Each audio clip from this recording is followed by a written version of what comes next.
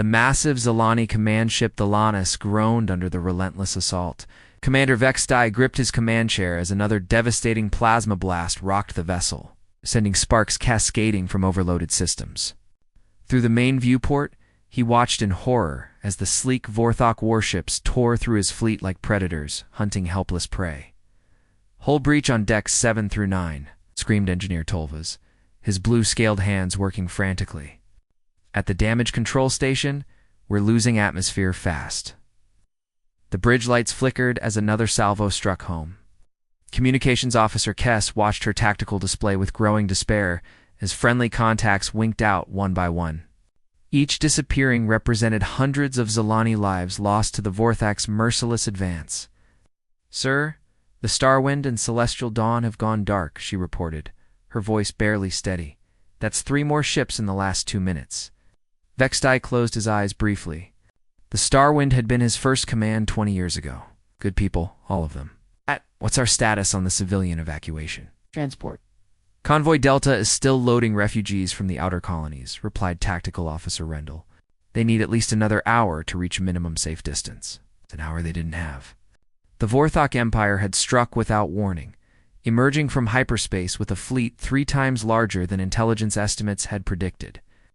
Their ships were nightmares of black metal and crimson energy, designed not just to kill, but to terrorize. The Vorthok believed fear was the greatest weapon of all. "Incoming transmission from the Vorthok flagship," Kess announced, her tentacles trembling as she worked the controls. "Put it through," Vextai ordered. Steeling himself for what he knew would come, the holographic display shimmered to life, revealing the grotesque form of Vorthok War Master Krekstal. His reptilian features were scarred from countless battles, and his eyes burned with the cold fire of a born killer. When he spoke, his voice was like grinding stone. "Zilani worms," he sneered. "Your pathetic fleet dies today. Surrender now, and we will make your deaths quick. Continue to resist, and we will hunt down every last one of your spawn across the galaxy." Vexti straightened in his chair. "The Zilani Confederation does not surrender to butchers and murderers. We will fight until our last breath." Laugh was like breaking glass. "So be it. Your bravery will make excellent entertainment for my warriors." The transmission cut out. Immediately, the Vorthok assault intensified. Their massive dreadnoughts moved forward, each one bristling with enough firepower to crack a moon. The smaller Zilani vessels tried desperately to maintain formation, but they were simply outgunned. "Sir, we've lost contact with the 3rd Defense." Wing Kess shouted over the alarms. "The Vorthok have broken through our outer perimeter. They're heading straight for the refugee transports." Vextai felt his heart sink. The 3rd Defense Wing had been their strongest unit, commanded by his old friend Zelther. Now they were gone, and nothing stood between the Vorthok and 10,000 innocent civilians. "Emergency power to weapons," he commanded. "All remaining ships, form up on the Thalanos. We make our stand here." The battle raged for another hour, but the outcome was inevitable. One by one, the Zilani ships fell to the overwhelming Vorthok firepower. The Thalanos herself was battered in bleeding atmosphere, her shields failing, and her weapons systems operating at barely 30% efficiency. "Try to reach the Altarian fleet again," Vextai ordered, though he knew it was hopeless. There, allies were engaged in their own desperate battles across the sector. Kess's tentacles writhed in frustration as she worked the communications array. "I can't get through, sir. The Vorthok are jamming all our standard frequencies with some kind of interference pattern I've never seen before." The young officer was brilliant, one of the best communications specialists in the fleet. But even she couldn't punch through the enemy's advanced jamming technology. In desperation, she began cycling through every available channel, including the old emergency bands that hadn't been used since the ancient wars. Centuries ago, her hands moved across the controls with practiced precision, switching between frequencies with increasing urgency. Standard military channels, diplomatic frequencies, even the old trade routes, all were blocked by the Vorthak's electronic warfare systems. "There has to be something," she muttered, her training taking over even as panic threatened to overwhelm her. The emergency protocols were clear when all else failed. Try everything. Unknown to Kez. One of those ancient frequencies she desperately activated carried her plea across the vast emptiness of space. The signal traveled through hyperspace relay networks that had been dormant for generations, following pathways established by civilizations that had risen and fallen long before the Zilani had even discovered fire. The transmission raced through the void, carrying with it the desperate hope of a dying civilization. It crossed star systems and nebulae, threading through cosmic phenomena that would have amazed the greatest Zilani scientists. And finally, after traveling for what seemed like an eternity but was actually only minutes, it reached a small, unremarkable system on the outer edge of the galaxy. Lieutenant Junho Kim was having a quiet night shift at deep space, monitoring Station Alpha 7. The facility was one of dozens scattered across Earth's outer defensive perimeter, constantly scanning the cosmos for any sign of hostile activity. It was usually boring work. Most shifts passed without detecting anything more exciting than a stray asteroid or cosmic debris. Kim was reaching for his coffee when every alarm in the station began screaming at once.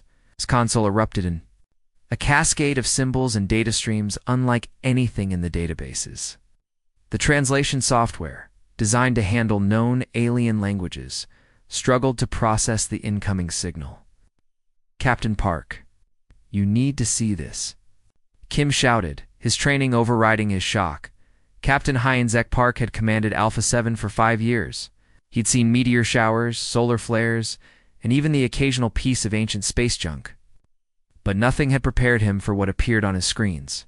The alien symbols were clearly artificial, clearly intelligent, and clearly desperate. The translation software finally locked onto linguistic patterns. Broken words began appearing on the display. "Help. ... Children. ... Please. ... Anyone. Vort. Invasion. ... Lost. No hope. ... Please." Park felt his blood run cold. This wasn't a first contact scenario from the training manuals. This was a civilization crying out in its final moments, reaching across the void for anyone who might hear their plea. Within minutes, the message was racing through Earth's military communication networks. It reached Terra Command just as fleet. Admiral Boram Lee was reviewing deployment schedules for the outer colonies. The war room's massive holographic displays immediately shifted to show the source of the transmission, a star system over 40 light-years away. Admiral Lee studied the tactical analysis with growing concern. The signal's origin point showed signs of massive energy discharges consistent with orbital bombardment. Whatever was happening there, it was bad. "Ma'am, we estimate it would take our fastest ships 3 days to reach them," reported Colonel Minwoo Cho, his voice carefully neutral. "That's assuming we could assemble a response fleet within the hour." Lee had spent 30 years in the service, rising through the ranks during humanity's expansion into space. She'd fought pirates in the asteroid belt, put down rebellions on Mars, and led the defense of Europa against separatist forces. But she'd never faced a decision like this. The smart military choice was obvious. Stay out of it. This was an alien conflict, possibly a trap, certainly dangerous. Earth's forces were already stretched thin protecting human colonies, and committing ships to an unknown battle 40 light-years away was military madness. But Leah joined the U.S. service to protect people, not to make smart military choices. The broken words on the display haunted her. "Children. ... Please. ... Anyone. ... Her jaw tightened as she made the decision that would change human history forever. She'd fought in the Martian rebellion, survived the Europa campaign, and lost too many good soldiers to count. But she had never ignored a distress call, and she wasn't about to start now. "Signal all available fleets," she commanded, her voice carrying the authority of absolute conviction. "Full mobilization. We're going to war." The response came faster than Kess had dared hope. After hours of sending desperate signals into the void, her communication board suddenly erupted with an incoming transmission. The signal was weak, crackling with static from its journey across impossible distances, but it was real.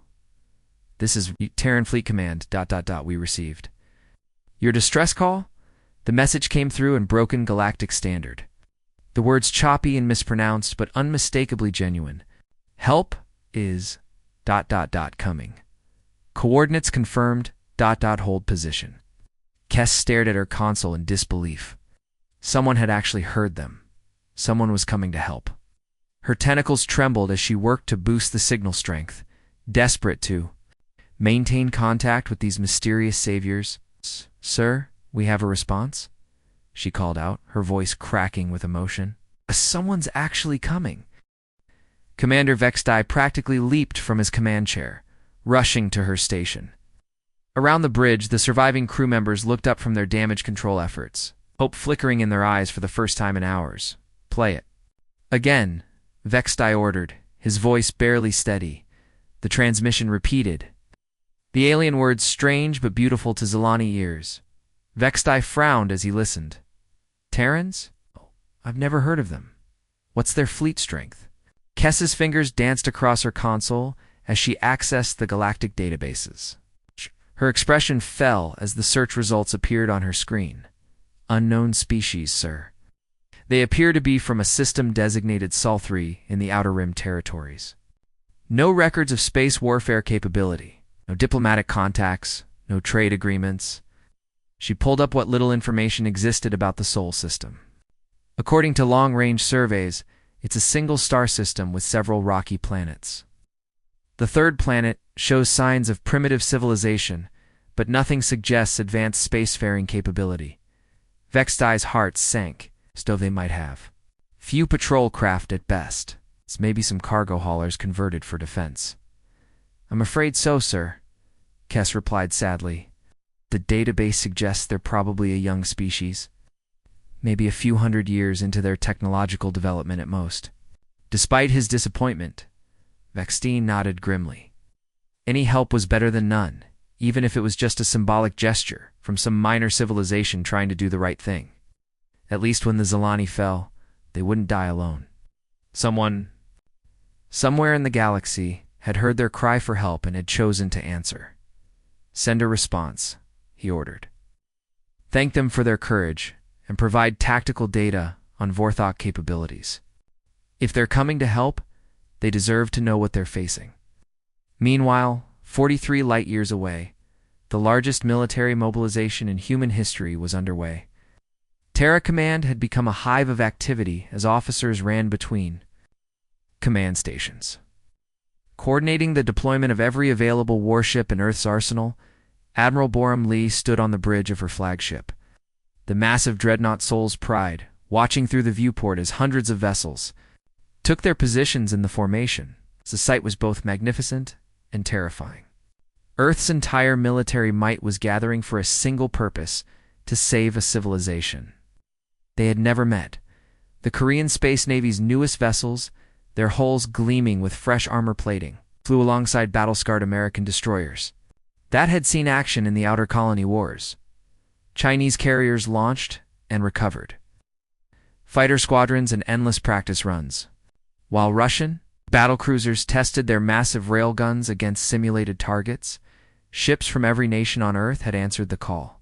The European Federation's sleek cruisers moved in perfect formation, alongside Japanese torpedo boats and Brazilian escort frigates.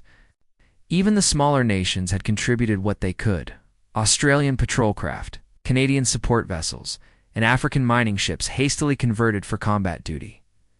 Commander Sujin Yang approached Admiral Lee with a datapad. Her expression, "Grave Admiral, we've finished analyzing the alien tactical data they transmitted. Enemy they call the Vorthok have significantly superior firepower and shielding technology compared to our current capabilities." Lee studied the holographic displays that materialized around her, showing detailed scans of Vorthok warships. The alien vessels were massive, their black hulls bristling with energy weapons that could probably punch through Earth's best armor, like tissue paper. Their shields were powered by exotic matter reactors that human science barely understood. Their weapons output is approximately 3 times greater than our heaviest battleships, Yang continued. And their defensive capabilities are even more impressive. A single Vorthok dreadnought could theoretically engage an entire human battle group and emerge victorious. Any reasonable military commander would have called off the mission immediately. The tactical analysis was clear. Humanity was hopelessly outmatched. But Admiral Lee wasn't looking at the raw numbers. She was studying the formation patterns, the battle tactics, the way the Vorthok ships moved through space. "But look at their formations, Commander," she said, pointing to the tactical display. "Rigid, predictable. They fight like they've never faced real opposition. Look at this engagement pattern. They just form a line and advance. No flanking maneuvers, no creative tactics. They rely purely on overwhelming firepower." Yang nodded. Slowly, as she saw what the Admiral meant. "They fight like bullies, ma'am. Use two enemies that run or surrender immediately." "Exactly," Lee replied, her voice hardening. "They've never faced an enemy that fights back with everything they have. They've never encountered humans." The Admiral turned to address the bridge. "Crew," her voice carrying the authority of absolute conviction. "What are your orders, ma'am?" Yang asked. Lee's smile was cold as winter steel. "We're going to show them what happens when you threaten innocence. Signal all ships. We jump in 30 minutes. Throughout the massive fleet, crews made their final preparations. On the destroyer Busan Runner, Captain Taehan Lim walked through his ship one last time, checking systems and talking to his crew. The vessel was one of the newer Korean designs. It's fast and heavily armed, but lightly armored, built for hit-and-run tactics rather than prolonged engagements. His crew was young, mostly volunteers who had signed up after hearing about the alien distress call. They came from all walks of life: former college students, factory workers, farmers, and city dwellers who had never seen combat but had chosen to risk everything for strangers they would never meet. "Nervous, Captain?" asked Chief Engineer Kyung-Ho Park as they inspected the engine room. Lim considered the question honestly. Terrified, he admitted. "We're heading into the unknown to fight an enemy that outguns us in every possible way. But we're doing it to save people who can't save themselves. I can't think of a better reason to be afraid." In the weapons bay, Gunnery Sergeant Min-Ho Lee supervised the loading of the ship's missile tubes. The young sailors worked with quiet efficiency, their jokes and laughter more subdued than usual. Everyone knew what they were heading into. Sergeant called out, "Petty Officer Hae-won Kim, do you really think we can win against these aliens?" Lee paused in his work, considering his answer carefully. "Win. Maybe not in the traditional sense.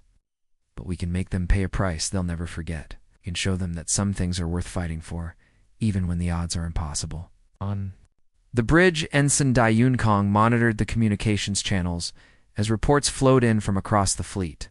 Supply ships reported full loads of ammunition and provisions. Medical frigates confirmed their trauma bays were prepared for casualties. Engineering vessels stood ready to conduct field repairs under fire. "Sir," she called out to Captain Lim. "Message from Admiral Lee. All ships report ready for hyperspace jump. We're cleared for departure in 10 minutes. Lim took his position in the command chair, looking around at his bridge crew one final time. These young people had volunteered to follow him into hell itself, trusting in his leadership and their shared commitment to helping those in need.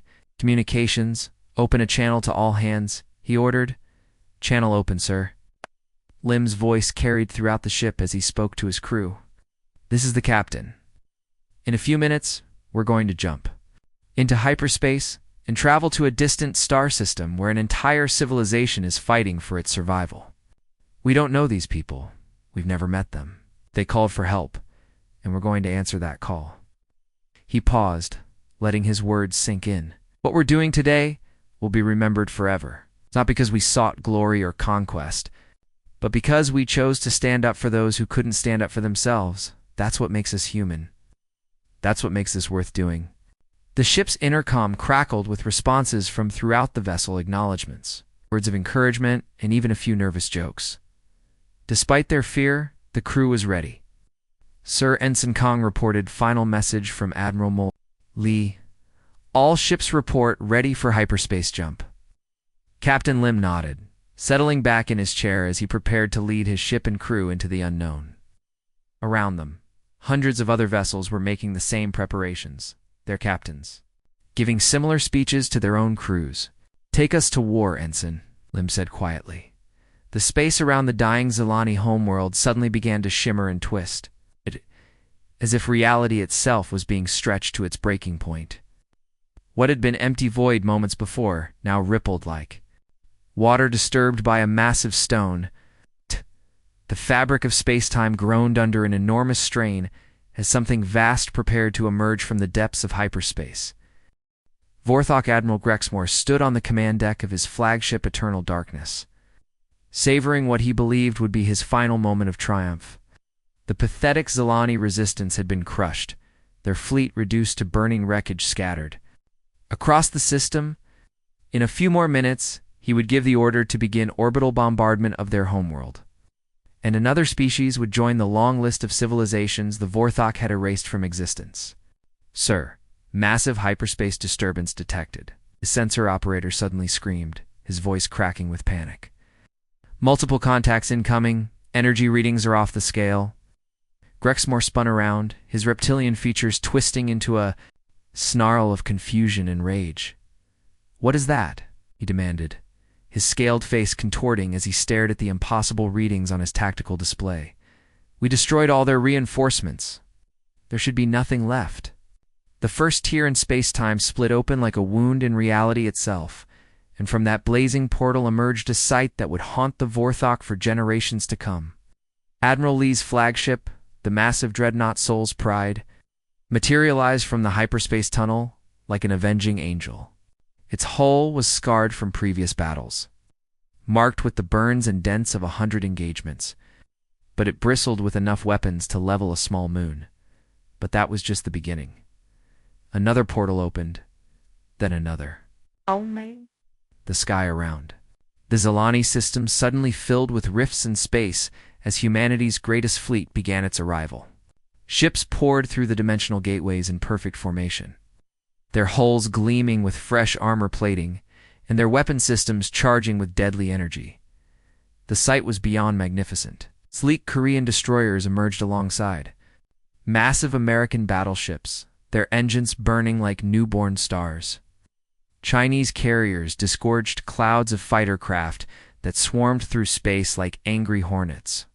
Russian heavy cruisers, their hulls black as night and bristling with railguns, took up formation positions with mathematical precision. Within minutes, nearly 400 human vessels had materialized in the system, arranged in a battle formation. That spoke of decades of tactical planning and military excellence. Each ship was a masterpiece of human engineering, built not just for war, but for the protection of innocent life. On the bridge of the battered Zilani command ship Thalanis, Commander Vextai stared through his viewport in absolute disbelief. His ship's sensors were going crazy, trying to count and classify the massive fleet that had just appeared from nowhere. The tactical display showed ship after ship materializing from hyperspace, each one larger and more heavily armed than anything. "In the Zilani fleet, Kess, how many ships are we reading?" he asked, his voice barely above a whisper. His communications officer worked frantically at her console, her tentacles dancing across the controls as she tried to process the flood of sensor data. 387 confirmed vessels, sir. And they're still coming through the hyperspace portals. Even as she spoke, more ships emerged from the glowing rifts in space. Hospital ships with red crosses painted on their hulls, supply vessels loaded with ammunition and provisions, and engineering craft equipped to conduct repairs under fire. This wasn't just a rescue fleet, it was an entire civilization's military might focused on a single purpose. A transmission suddenly crackled across all frequencies, broadcast with enough power to reach every ship in the system. The voice that came through the speakers was calm, confident, and spoke in perfect galactic standard, with only the slightest trace of an alien accent. "This is Admiral Borum Lee of the Terran Expeditionary Fleet. You called for help. We're here." The simple words sent a shockwave through both fleets. The Zilani couldn't believe that someone had actually answered their desperate plea with such overwhelming force. The Vorthok couldn't comprehend how an unknown species had managed to assemble such a massive armada and deploy halfway across the galaxy in just 3 days.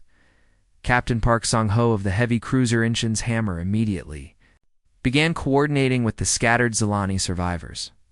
His ship was one of the newest in the Korean fleet.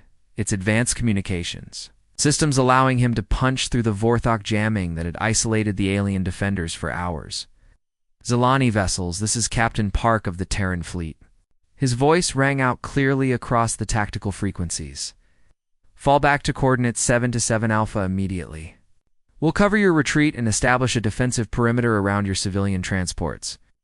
The response from the Zilani was immediate and overwhelming. Dozens of voices flooded the communications channels, speaking in their native language, but with emotions that needed no translation. Gratitude, relief, hope, and amazement poured through the radio waves as the surviving Zilani ships began moving toward the rally point. The Vorthok fleet, which had been moments away from complete victory, suddenly found themselves facing an enemy that had appeared from nowhere with terrifying military precision.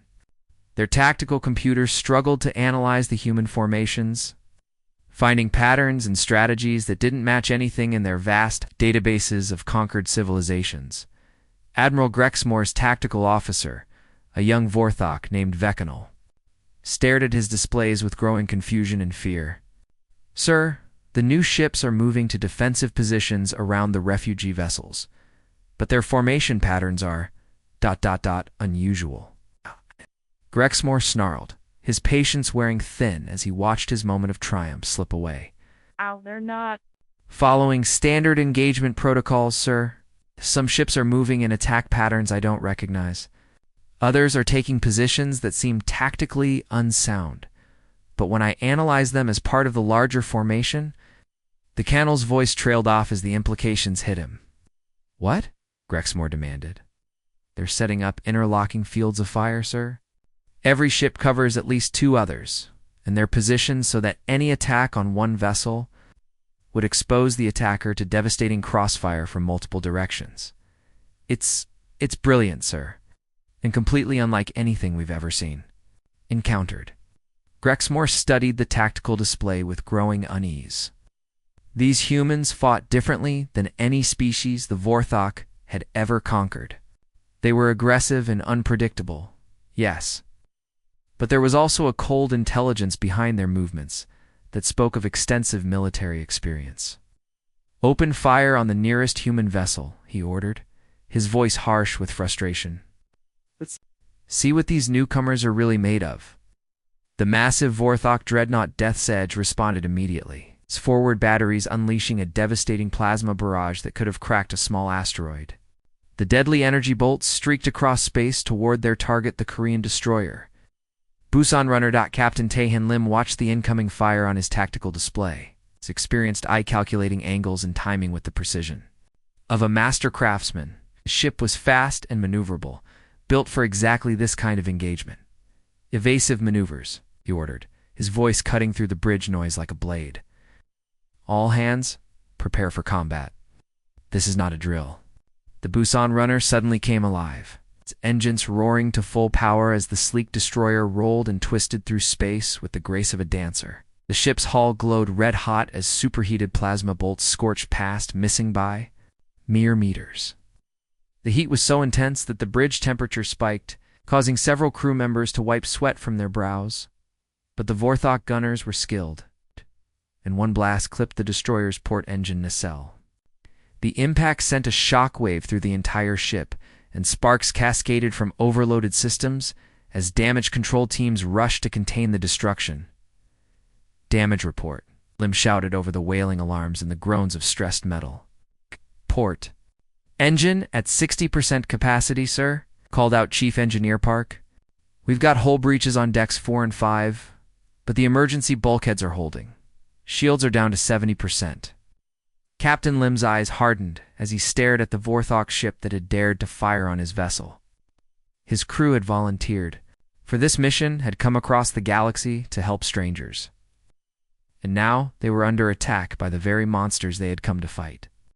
"Return fire," he commanded, his voice cold as space itself. "All weapons, maximum power. Show them what happens when you mess with Earth's children." The Busan runner erupted in fury, its weapon systems unleashing everything they had. Drivers fired streams of tungsten projectiles at relativistic speeds, each shot carrying enough kinetic energy to punch through a meter of solid steel. Particle beam cannons lanced out with coherent streams of charged particles, and missile tubes disgorged their deadly cargo in precisely calculated salvos. The enemy's shields flared brilliant purple as the human weapons found their mark. Energy cascading across the Vorthok vessel's defensive barriers like lightning across a storm cloud. For the first time in the battle, a Vorthok ship had been forced to take damage, and the psychological impact was immediate. Across the battle space, Admiral Lee watched her forces engage the enemy with professional satisfaction. Her ships were moving with the precision of a wheel-oiled machine, each captain knowing exactly what was expected of them. This was what humanity did best, standing together against impossible odds to protect those who couldn't protect themselves. Signal. All ships, she commanded, her voice carrying the authority of absolute conviction. Show them what Terra's children can do. Today we make the galaxy a little bit safer for everyone. The message was unnecessary. Throughout the human fleet, captains and crews were already demonstrating exactly what Earth's children could accomplish. When they set their minds to it, the first hour of battle revealed the terrifying truth about human warfare that would shake the foundations of galactic military doctrine.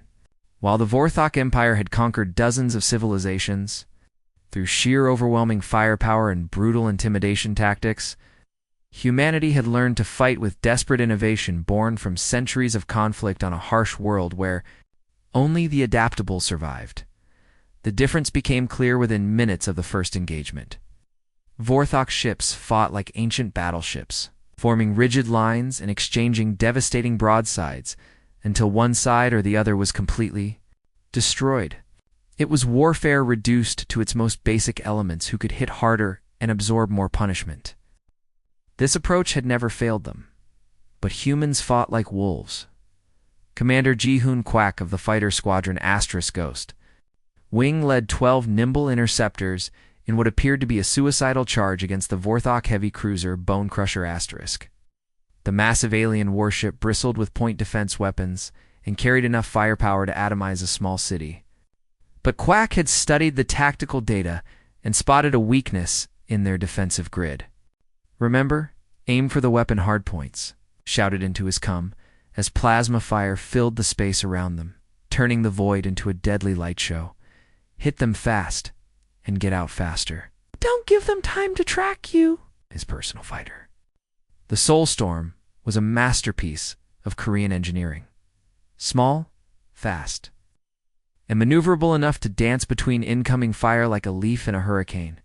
Quack pushed the small craft to its absolute limits, pulling G-forces that would have crushed a normal pilot. As he weaved through the enemy's defensive barrage, the Vorthok gunners had never faced anything like this.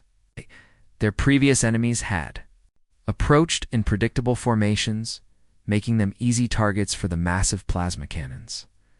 But these human fighters moved like living things, constantly changing direction and speed in patterns that seemed to defy physics.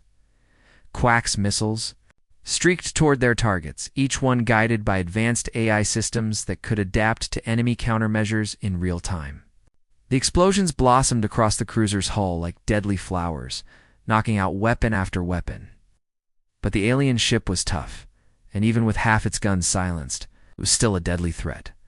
The Soulstorm S-guns overheated from continuous fire, and Quack's missile racks were empty. His fuel was running low, and his engine was showing warning signs of imminent failure. By every logical measure, he should have retreated to rearm and refuel. Instead, he made a decision that would become legend throughout the galaxy. Ghost leader to all wings, he broadcast with perfect calm, as if he were ordering lunch instead of facing certain death. "I'm going in. Tell my wife I love her. And tell her that today, we made the galaxy a little bit safer." The Soulstorm suddenly accelerated directly toward the Vorthok cruiser's bridge section, its engines screaming at maximum burn. The small fighter became a guided missile, its pilot's skill and determination transforming it into the most dangerous weapon in the battle. The enemy ship's remaining point defense systems swiveled desperately to track the incoming threat, but Quack was flying like a man possessed. He rolled and twisted through the defensive fire, his fighter's hull glowing cherry red from near misses that should have vaporized him instantly. At the last second, he activated his ship's emergency beacon and spoke his final words: "For Earth, for the Zilani, for everyone who can't fight back." The soul storm punched through the alien vessel's armored bridge like a bullet through paper, and both fighter and command section vanished in a brilliant explosion that could be seen from across the system. The massive cruiser, Bone Crusher, went dark, its command crew dead and its systems failing. Without guidance, the mighty warship drifted helplessly through space. It's no longer a threat to anyone. Captain Young Hono witnessed the sacrifice from the bridge of the Marine assault ship. Tiger's Claw, and he felt a mixture of grief and pride that threatened to overwhelm him. Quack had been his friend, a man who loved to laugh and tell stories about his young daughter back on Earth. Now he was gone. But his sacrifice had opened a door that the Marines could exploit. "Launch all boarding pods, No," ordered grimly, his voice carrying across the ship's communication system. "Ghost Leader just opened the door for us. Let's make sure his sacrifice wasn't in vain." The Tiger's Claw erupted with activity as dozens of armored boarding pods shot from its launch tubes like bullets from a machine gun. Each pod was a marvel of military engineering, designed to punch through enemy armor and deliver its cargo of Marines directly into the heart of enemy vessels. They streaked across space toward the disabled Vorthok ships, their occupants preparing for the most dangerous kind of warfare imaginable. Sergeant Yoon-ji Shin crouched in the lead pod with her squad of elite Marines, checking her equipment one final time. She was a veteran of the Europa campaign, where she had learned that the key to survival in close combat was speed, aggression, and the ability to think 3 moves ahead of your enemy. "Remember the briefing?" she told her squad as their pod approached the enemy hull. "These aliens are bigger and stronger than us, but they've never faced an enemy that can think and adapt as quickly as humans.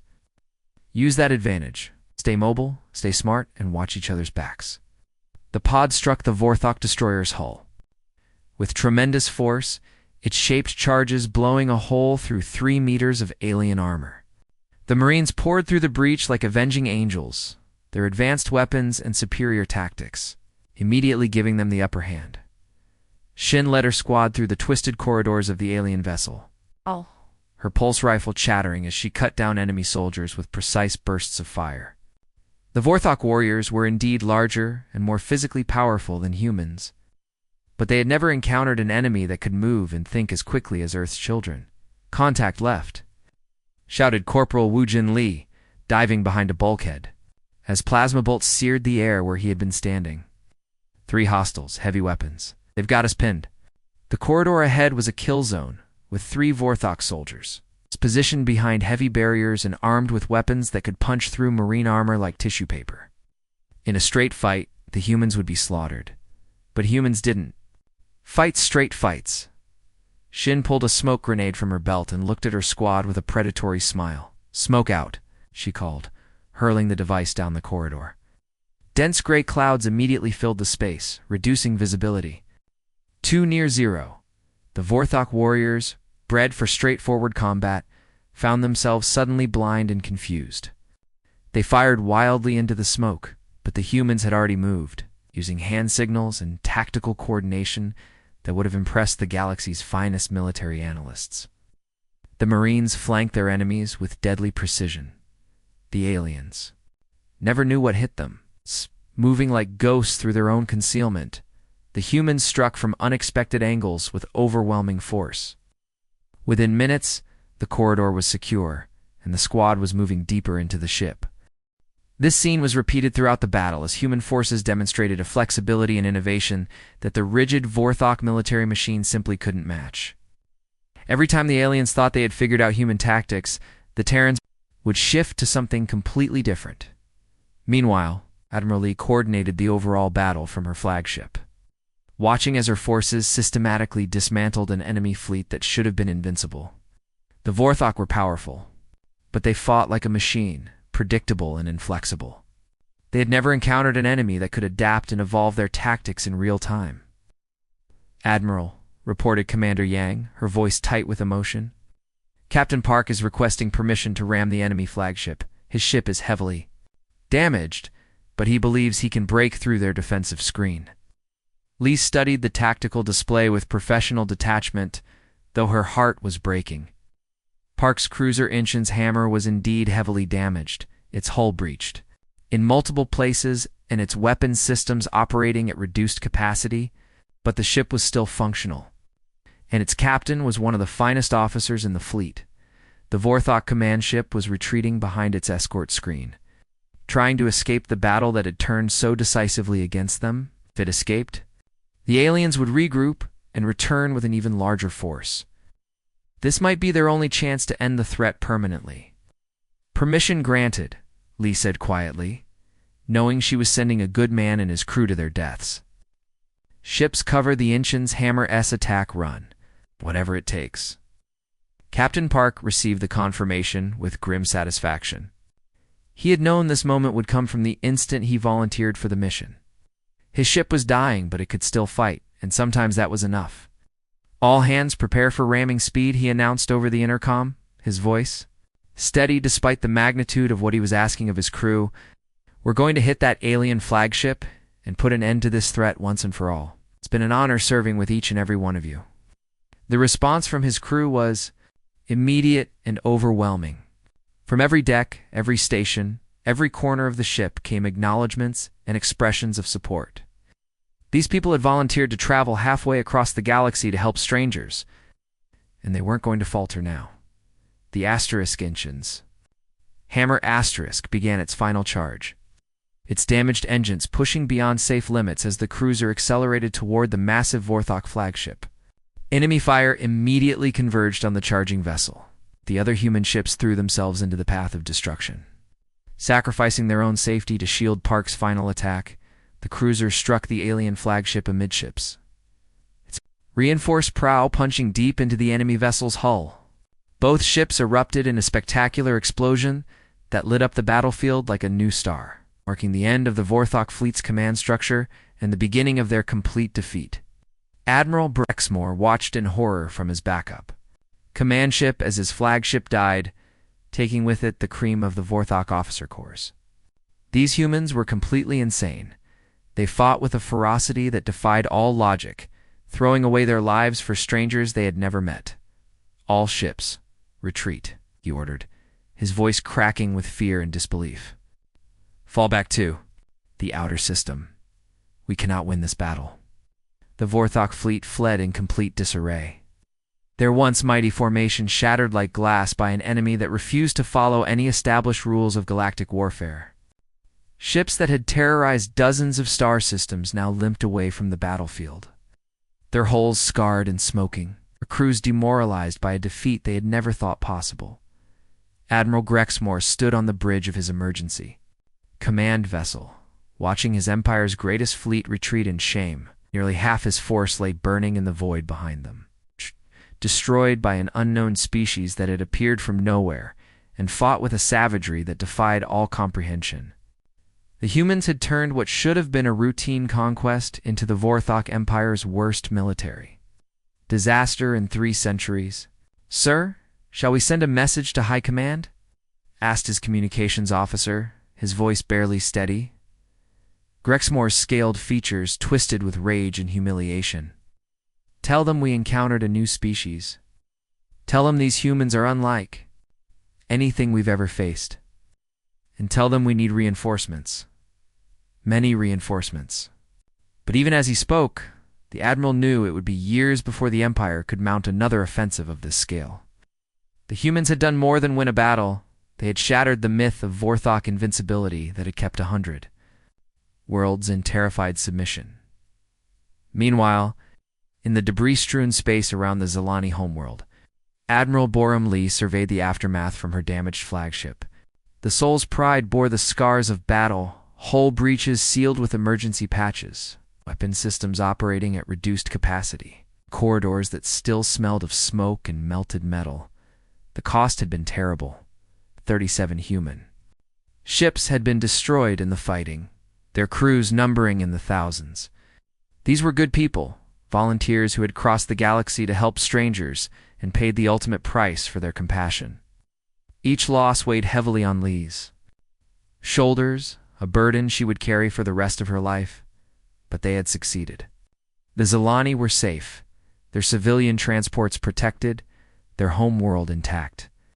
The Vorthok threat had been broken, at least for now. Perhaps most importantly, humanity had announced its presence to the galaxy in a way that would never be forgotten. Admiral Commander Sujin Yang reported from her station, her voice carrying a mixture of exhaustion and wonder. We're receiving multiple transmissions from Zilani vessels. They're requesting permission to render assistance to our damaged ships. They want to help with repairs and medical care. Well, Lee nodded slowly, touched by the gesture. Grant it immediately. And send our medical teams to help with their wounded. As well, we're all in this together now. The cooperation that followed was remarkable to witness. Human and Zilani crews worked side by side despite language barriers and biological differences, sharing resources and expertise with a spirit of mutual respect that transcended species boundaries. Engineering teams from both fleets collaborated on repairs, while medical personnel exchanged techniques and treatments that benefited everyone involved. Commander Vexti materialized on the human flagship's bridge via holographic projection, his alien features showing obvious awe and gratitude. The Zilani commander had fought bravely throughout the battle, but he had never seen anything like humanity's response to their distress call. Admiral Lee, he began, his voice thick with emotion. I cannot find adequate words to express our debt to your people. You came to the aid of complete strangers, traveled across the galaxy to fight our battles, sacrificed your ships and your people for beings you had never met. Why? What could possibly motivate such selfless action? Lee studied the alien commander's face, seeing in his features the same expressions of hope and determination she had witnessed in human faces throughout her career. Commander, she replied simply, when someone calls for help, you answer. That's what makes us human. That's what makes life worth living. But the risks, Vexti persisted. You could have lost everything. Your entire fleet could have been destroyed, leaving your own world defenseless. Perhaps, Lee acknowledged. But if we had ignored your call, if we had chosen safety over compassion, then we would have lost something far more valuable than ships or even lives. We would have lost our humanity. Captain Hijen Moon, of the medical frigate Mercy's Light, was experiencing this philosophy firsthand as she worked alongside Zilani healers in the refugee ship's medical bays. Despite the obvious differences between their species, the Zilani's tentacled appendages and blue-scaled skin versus human hands and flesh, their dedication to healing was identical.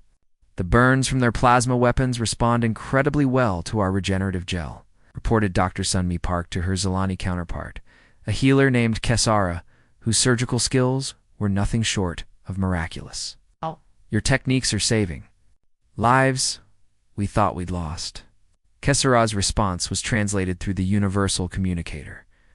And your neural stabilizers are performing miracles on our head trauma cases. Together we can heal wounds that neither of us could treat alone. This spirit of cooperation extended far beyond the medical bays. Human engineers marveled at Zilani energy shielding technology, while Zilani scientists were amazed by humanity's adaptive weapon systems. Trade negotiations began almost immediately, not for profit, but for mutual benefit and protection. As the immediate crisis passed, both fleets began the process of healing. Delegations from both species initiated formal communications. The Zilani had expected perhaps a few patrol craft from some minor civilization responding to their accidental distress call. Instead, they had witnessed the largest rescue operation in recorded galactic history. Zilani High Counselor Nextra, the political leader of their confederation, met with Admiral Lee aboard the Soul's Pride as repair crews worked tirelessly to restore both fleets. The counselor was ancient by Zilani standards, her blue scales faded with age, but her mind still sharp as a blade. Admiral, she began, her voice carrying the weight of centuries. We must ask directly, why did your people respond with such overwhelming force to what they must have believed was a minor distress call from an unknown species? Lee considered the question carefully, knowing that her answer would likely shape human-alien relations for generations to come. Counselor, we have a saying on Earth. The only thing necessary for evil to triumph is for good people to do nothing. When we received your message, broken and desperate as it was, our choice was simple. We could help, so we had to help. Even knowing the enormous risks involved, even knowing you might lose everything in a battle against superior forces. Especially then, Lee answered without hesitation. That's when help matters most. Anyone can offer assistance when it's safe and convenient. True character is revealed when helping others requires real sacrifice. The formal ceremonies took place a week later, as both fleets completed their essential repairs and prepared for the journey home. The Zalani Confederation formally requested to join what they now called the Terran Alliance, offering their advanced medical technology, energy shielding systems, and scientific knowledge in exchange for humanity's protection and friendship. The signing took place aboard a specially prepared Zalani vessel, with representatives from both species present to witness this historic moment. Admiral Lee signed for humanity, while High Counselor Nexra represented the Zalani Confederation.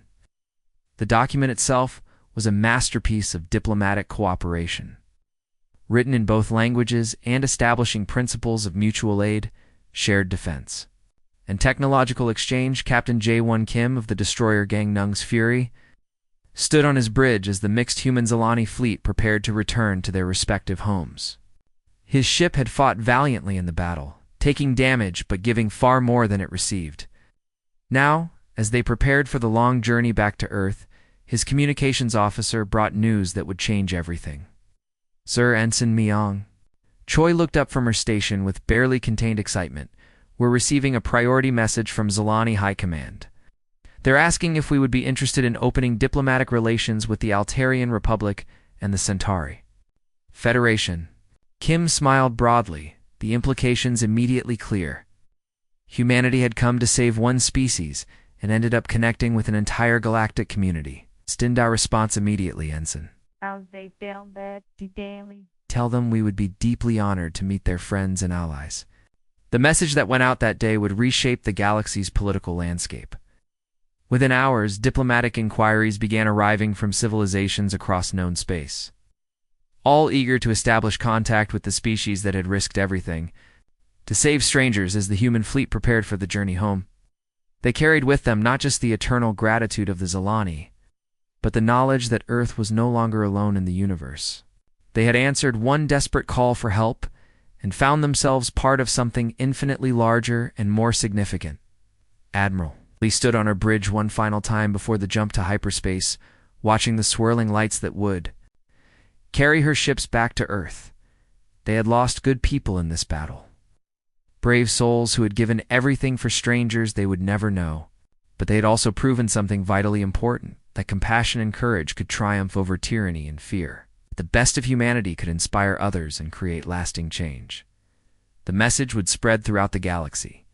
Like ripples on a cosmic pond, humanity had arrived, and they brought with them something the universe had almost forgotten in its long cycles of conquest and submission.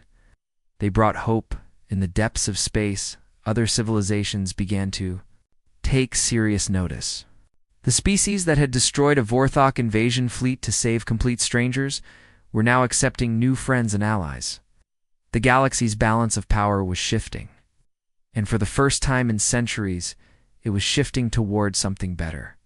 And on a small blue planet called Earth, recruitment centers were flooded with volunteers eager to join the rapidly expanding Terran fleet. The age of human isolation was over, and the age of galactic cooperation had begun. The end.